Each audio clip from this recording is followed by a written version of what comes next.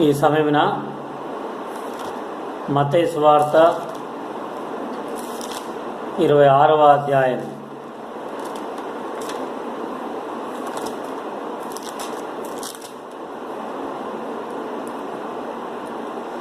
మత్తయి సువార్త 26వ అధ్యాయము 28వ వచనము.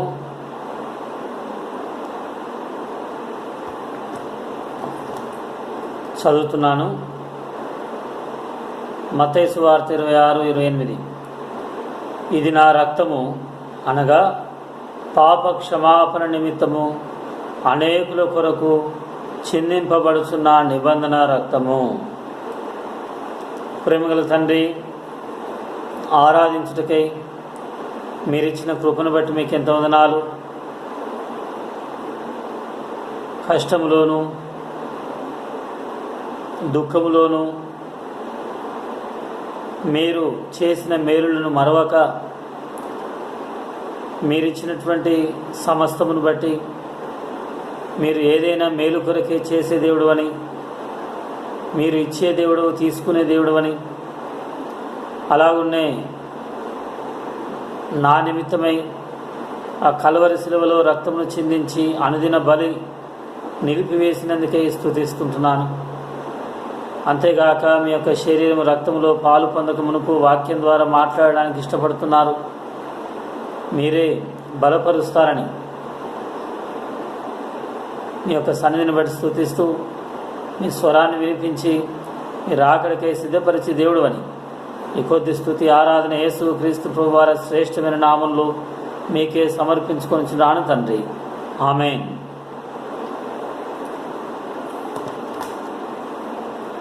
దేవుని యొక్క వాక్యము మనము ఆరాధించిన తర్వాత ఆరాధనలో ఒక భాగముగా ప్రభు యొక్క శరీరము, ప్రభు యొక్క రక్తము గుర్తుగా రొట్టె ద్రాక్ష రసంలో మనం పాలు పొందబోతున్నాము.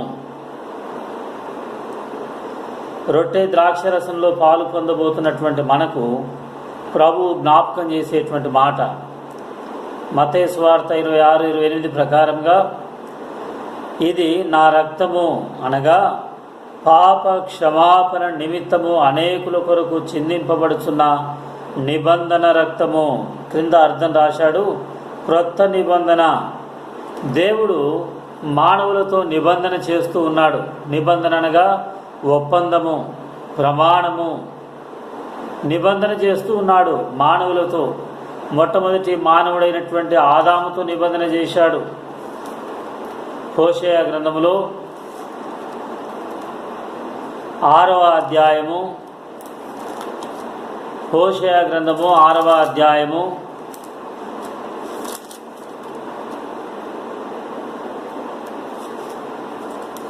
7వ వచనము. ఆదాము నిబంధన మీరినట్లు వారు నా ఎడల విశ్వాసఘాతకులై నా నిబంధనను మీరి ఉన్నారు.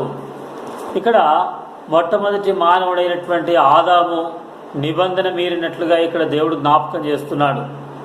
ఆదాము నిబంధన మీరాడు అంటే దేవుడు ఆదాముతో మాట్లాడుతూ, నేను ఒక పండు తినవద్దని చెబుతున్నాను. ఈ భూమి మీద ఉన్నటువంటి సమస్తము కూడా మీరు తినవచ్చు, కానీ నేను ఒక పండు చెబుతున్నాను, ఆ పండు మీరు తినవద్దు. తిన్న దినమున నిశ్చయముగా మీరు మరణించెదరు. ఒకవేళ ఆదాము ఆ దినమున పండు తినకుండా ఉన్నట్లయితే నిరంతరము జీవించి ఉండేవాడు. అంతేకాదు, జీవవృక్ష ఫలములు ఒకవేళ తిని ఉన్నట్లయితే నిరంతరము జీవిస్తూ ఉండేవాడు. ఇప్పటి వరకు కూడా ఆదాము బ్రతికి ఉండేవాడు. అయితే నిబంధనను మీరుట ద్వారా నష్టం తెచ్చుకున్నాడు, మరణం తెచ్చుకున్నాడు. ఆ మరణము నేటి వరకు మన వరకు కూడా ఆ మరణము ఏలుబడి చేస్తూ ఉన్నట్లుగా చూస్తున్నాం. ఆ మరణము మనల్ని ఎంతో దుఃఖపరిచేదిగా, బాధపరిచేదిగా, చివరికి ప్రభువైన యేసుక్రీస్తు వారిని కూడా శిలువ మీద మరణించినట్లుగా చేసింది నిబంధనను మీరుట. వాక్య ప్రకారంగా నిబంధనను మీరడమే పాపము. అయితే ఆ నిబంధన దేని కొరకు ఇచ్చాడంటే పాప క్షమాపణ కొరకు ఇచ్చాడు క్రొత్త నిబంధన. మొట్టమొదటి నిబంధన ఏమో పాపము చేయవద్దని ఇచ్చాడు. క్రొత్త నిబంధన ఏమో నీవు చేసిన పాపమును క్షమించడానికి, కడగడానికి, శుద్ధి చేయడానికి, సరిచేయడానికి యేసు ప్రభువారు నూతన నిబంధన ఇచ్చాడు.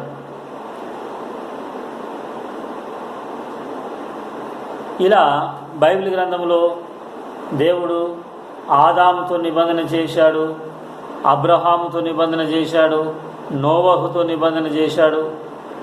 ఇలా దేవుని యొక్క వాక్యంలో చూస్తే మోషేతో నిబంధన చేశాడు, దావీదుతో నిబంధన చేశాడు, లేక యాజకులతో, ఫీనెహాస్తో ఇలా నిబంధన చేస్తూ ఉన్నాడు. దేవుడు వారితో చేసినటువంటి నిబంధన దేవుడు మీరలేదు కానీ వారు మీరుతూ ఉన్నారు. ఒకరితో ఒకరు కూడా బైబిల్ గ్రంథంలో కొంతమంది నిబంధనలు చేసుకున్నట్లుగా ఉన్నది. అయితే దేవుడిచ్చేటువంటి నిబంధన ఎలాంటిది? మలాకి గ్రంథము 2వ అధ్యాయము, మలాకి గ్రంథము 2వ అధ్యాయము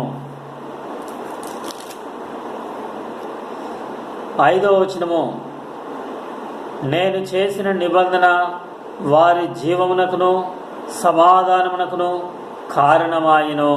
దేవుని యొక్క నిబంధన ఎలాంటిదంటే జీవము అంటే మరణము లేదు, తర్వాత సమాధానము అంటే కలవరము లేదు. ఈ దినాల్లో మరి మరణం అనేది మానవునికి కలవరాన్ని తీసుకొని వస్తుంది. కానీ ప్రభువైన యేసుక్రీస్తు వారు తన శిలువ రక్తము ద్వారా ఇచ్చినటువంటి నిబంధన ఆ మరణమును తొలగించి నిత్య జీవాన్ని ఇచ్చి మనకు సమాధానమును అనుగ్రహిస్తుంది, కలవరమును తొలగిస్తుంది, భయమును తొలగిస్తుంది, వేదన తొలగిస్తుంది. అయ్యో ఎందుకు ఇలా జరిగింది, నేనేమైనా పొరపాటు చేశానా, తప్పు చేశానా అని మన మనస్సాక్షి మనల్ని ప్రశ్నిస్తూ ఉన్నప్పుడు, లేక దోషారోపణ చేస్తూ ఉన్నప్పుడు ప్రభువైన యేసుక్రీస్తు వారి యొక్క రక్తము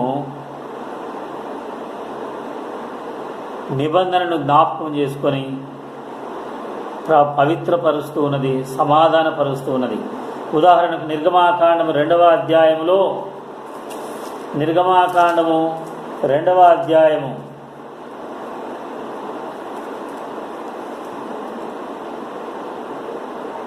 24వ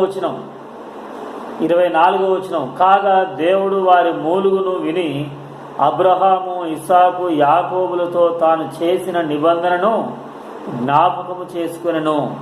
దేవుడు అబ్రహాముతోను, ఇస్సాకుతోను, యాకోబుతోను నిబంధన చేశాడు.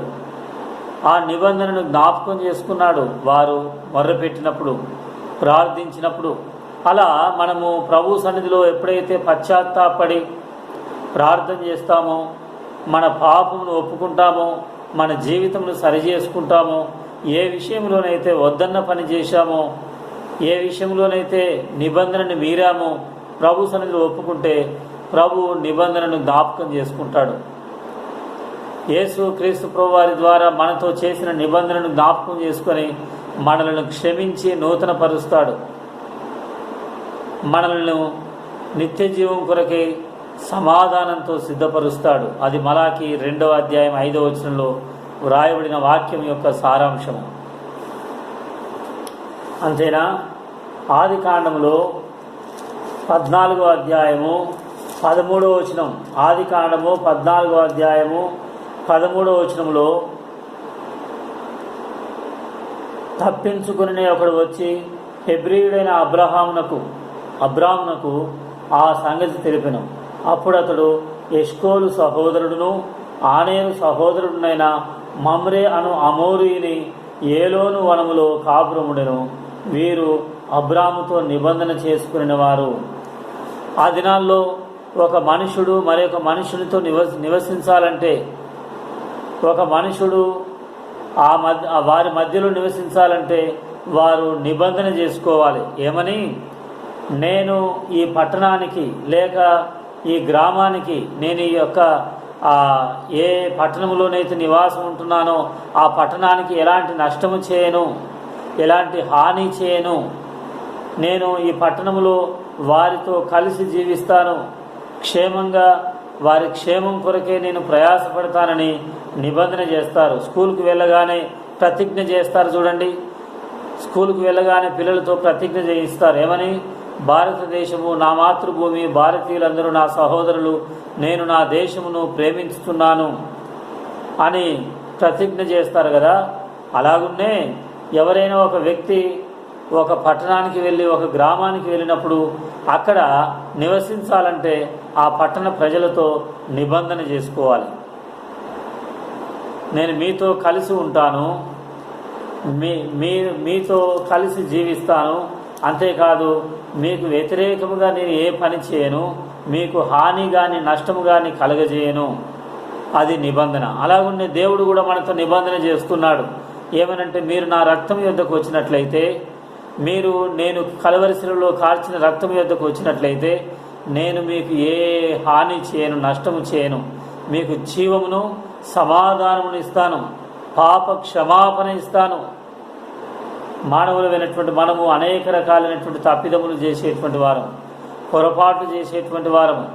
అయితే యేసు క్రీస్తు ప్రభు యొక్క రక్తం యొక్క నిబంధన ఏం చేస్తుందంటే మనలను పవిత్రపరుస్తుంది. మొదటి నిబంధన ఏమో మరణాన్ని తీసుకొని వస్తే, రెండవ నిబంధన జీవమును సమాధానమును తీసుకొని వచ్చింది.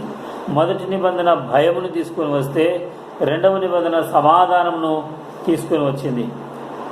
అంతేకాదు 21వ అధ్యాయం ఆదికాండము 21వ అధ్యాయము 32వ వచనంలో చూస్తే, అబ్రహాము ఆ దినాల్లో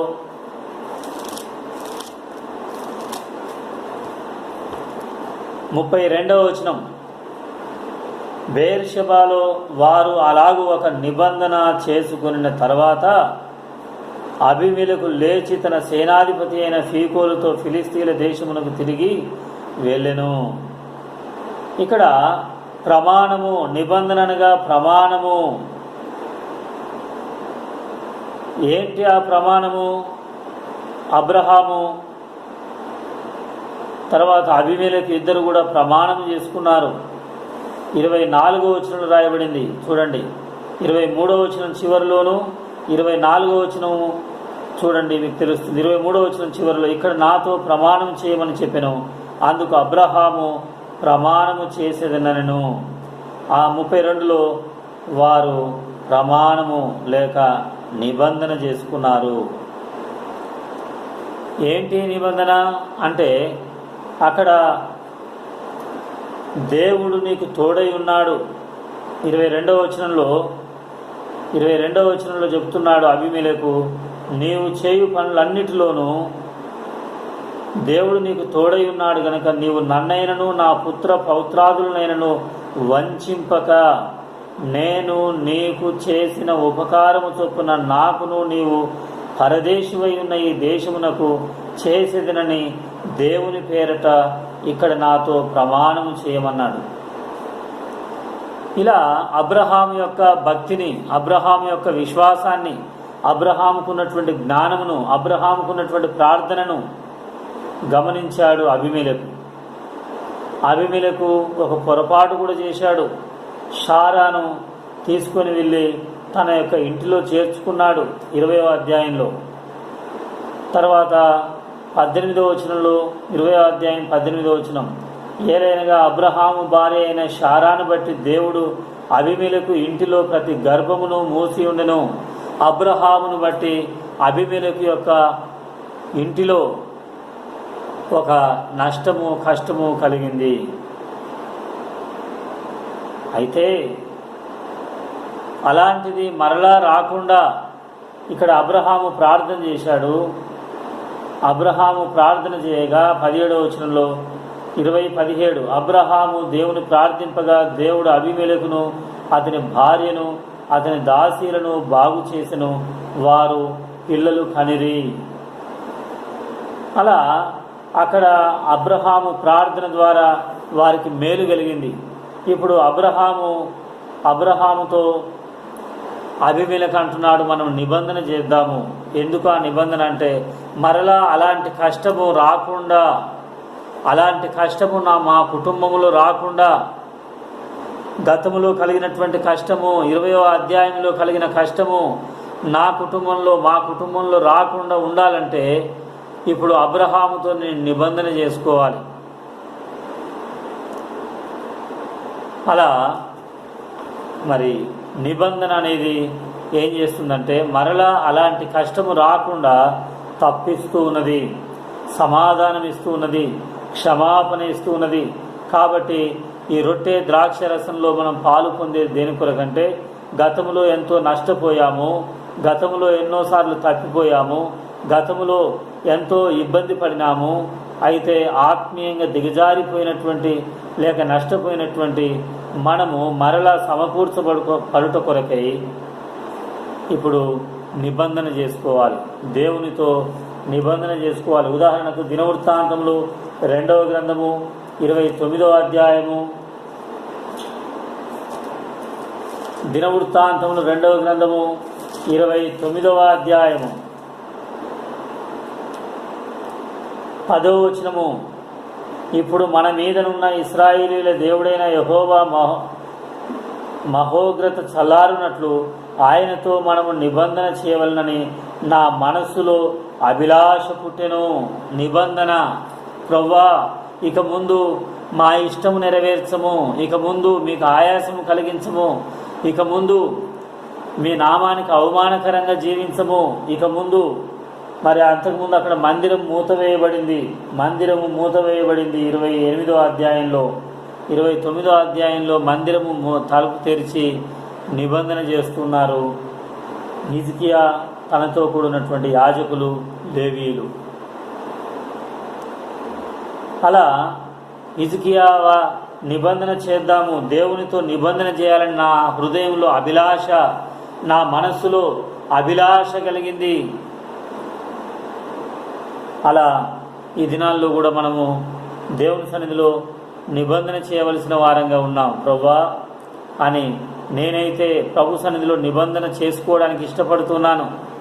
ఎక్కడ ఏ పొరపాటు జరిగిందో అలాంటి పొరపాటు, అలాంటి దేవునికి అయిష్టమైనటువంటి కార్యము నన్ను బట్టి నా కుటుంబంలో కలిగినటువంటి నష్టం ఏదుందో నా పొరపాటు నేను ప్రభు సన్నిధిలో ఒప్పుకుంటున్నాను.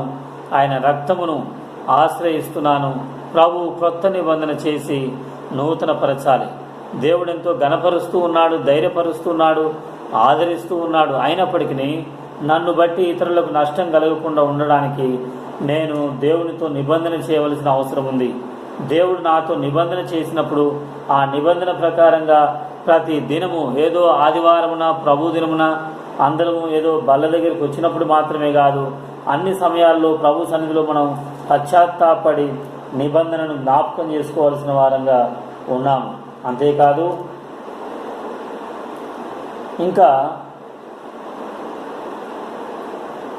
ఆదికాండం 26వ అధ్యాయము 29వ వచనం.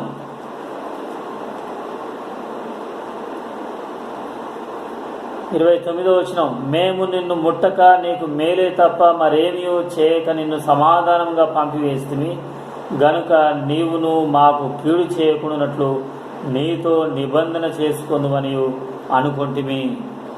చూడండి, ఇక్కడ ఇస్సాకు అదే అబీమెలెకు అనేటువంటి ఆ రాజును గురించి ఇక్కడ రాస్తున్నాడు. ఈ అధ్యాయంలో 26వ అధ్యాయంలో ఇక్కడ ఇస్సాకు కూడా అలాంటి పరిస్థితి గుండా వెళ్ళాడు.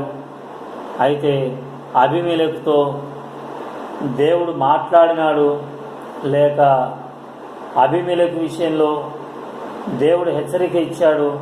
ఇప్పుడు అబీమెలెకు ఏం చెబుతున్నాడంటే 26 అబీమెలెకు నీవు మాకంటే బహు బలము గలవాడవు గనుక మా యొద్ద నుండి వెళ్ళిపోమ్మని ఇస్సాకుతో చెప్పగా ఇస్సాకు అక్కడ నుండి వెళ్ళి అని రాయబడింది. అలా వెళ్తూ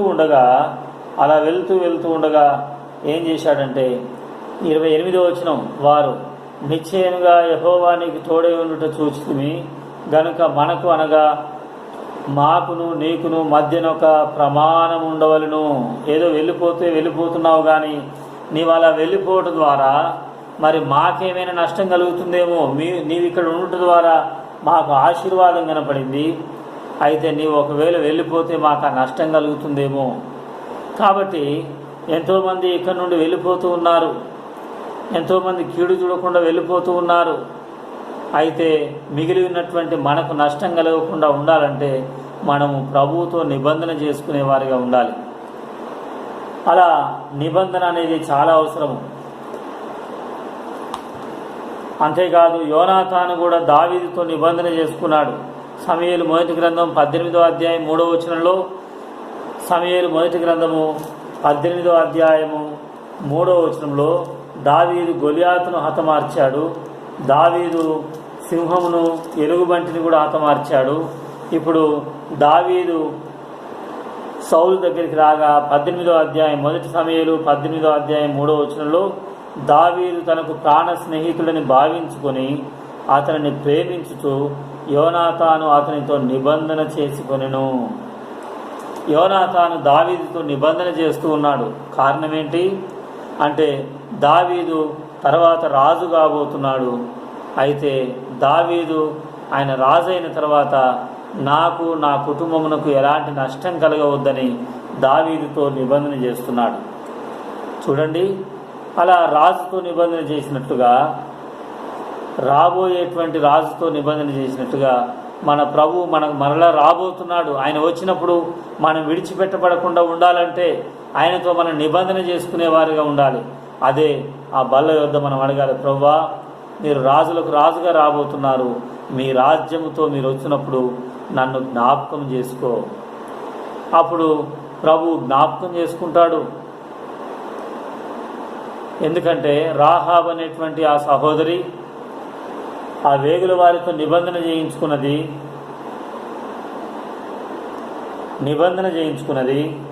అయితే వారు ఆ నిబంధనను మర్చిపోలేదు, జ్ఞాపకం చేసుకున్నారు, ఆ రాహాబును తప్పించారు. అలాగున్నే ప్రభు ఈ లోకం మీదకి రప్పిస్తున్నటువంటి ఉగ్రతలు ఇవే కాదు, ఇంకా రానున్న దినాలు ఎలాంటి తెగులు ఉగ్రత రాబోతుందో, నిత్య అగ్నిగుండము నరకము.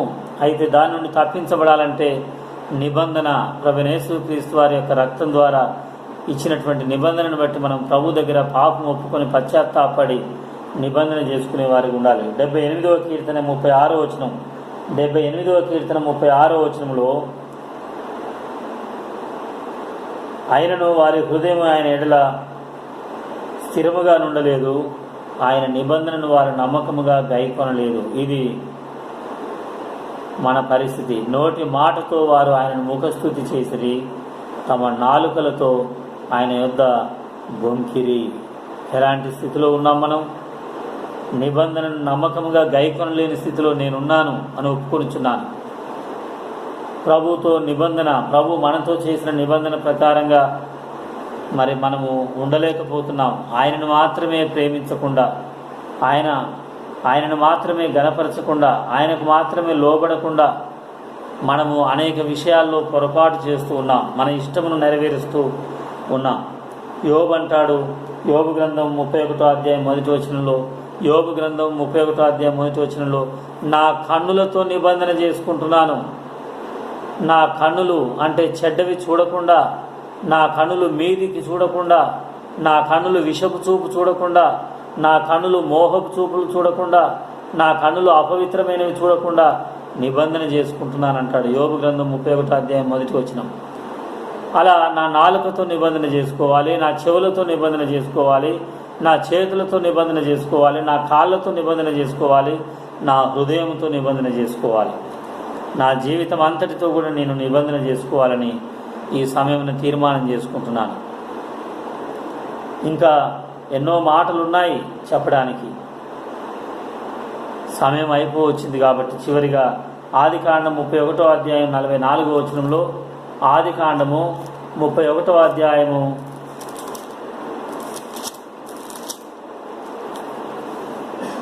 44వ వచనం, కావున నేనును నీవును నిబంధన చేసుకుందాము రమ్ము, అది నాకును నీకును మధ్య సాక్షిగా ఉండునని యాకోబుతో ఉత్తరమియ్యగా.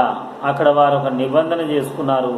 ఆ స్థలానికే 48వ వచనం చివరిలో రాయబడింది. 48వ వచనం చివరిలో, ఆదికాండం 31:48 చివరిలో, మిస్పా, దేవుడు కనిపెట్టి చూస్తూ ఉన్నాడని అర్థం. మిస్పా అనగా కావలి గోపురము, కనిపెట్టి చూసేటువంటి దేవుడు మన మధ్యలో ఉన్నాడు. మనం ఎక్కడున్నామో, ఏదో ఇప్పుడు రొట్టె ద్రాక్షరసం దగ్గర ఉన్నాము, గృహంలో ఉన్నాము, మందిరంలో ఉన్నాము, లైవ్లో ఉన్నాము, లేక జూమ్లో ఉన్నాము, లేకపోతే ఇలా గ్రూపులో ఉన్నాము, ఏదైనప్పటికీ దేవుడు అన్నీ కనిపెట్టి చూస్తున్నాడు. నేను ఎలా ఉన్నాను, నా స్థితి ఎలా ఉంది చూస్తున్నాడు. నా పొరపాటును బట్టి కలిగిన నష్టము ప్రభు సన్నిధిలో ఒప్పుకొని నిబంధనను జ్ఞాపకం చేసుకుంటే ఆయన కూడా మన ప్రార్థన విని నిబంధనను జ్ఞాపకం చేసుకుంటాడు. సరి చేసుకుందాం. మన యొక్క భవిష్యత్ జీవితమును ప్రభువుతో నిబంధన చేసుకుందాం. ప్రభు యొక్క రక్తము ద్వారా కడగబడి ప్రభు యొక్క రాకడ కొరకే సిద్ధపడదాం. అనేకులను ప్రభు వైపు త్రిప్పాలనేటువంటి మనసుతో మనము ఉందాం. మనము మన కుటుంబం నశించిపోకుండా, మన బంధువులు, మన రక్త సంబంధులు నశించిపోకుండా రక్షించబడినట్లుగా మనము ప్రభువుతో నిబంధన చేస్తూ ప్రార్థన చేసుకుందాం. ప్రభు ఆ విధంగా మనందరికీ సహాయపడునుగాక.